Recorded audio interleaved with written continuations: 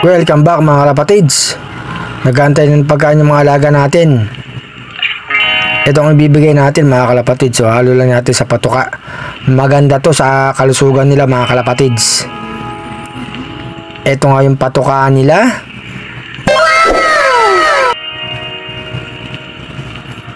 Ito nga mga kalapatids na ihalo natin sa patuka nila. Bibigyan natin ng pagkain sila. Kanina pa magutom yung mga alaga natin. Siyempre unahin kong bigyan yung dito sa loob ng malaking kulangan mga kalapatids. Eto ibigay na natin. 4 sila nandito. O kain na kayo, wag mag-away-away. Sige tuka. Para maging malusog ang mga katawan. Etong 4 na to. Palipad natin sa norte mga kalapatids. Isasama ko din dyan yung isang batang ibon tapos yung pares ni RC Stichelbot. Bali 6 sila mga kalapatids pang norte natin.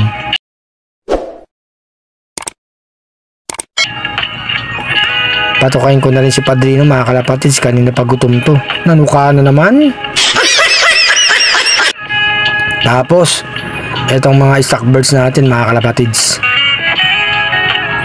Si Black, kain na Black.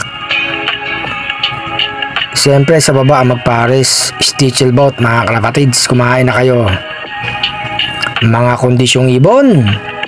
Sana mapisa yung 2 itlog nyo. Tapos ito mga kalapatids, si Dalubhasa. At ang isa pang batang ibon mga kalapatids. Anak ni Padrino.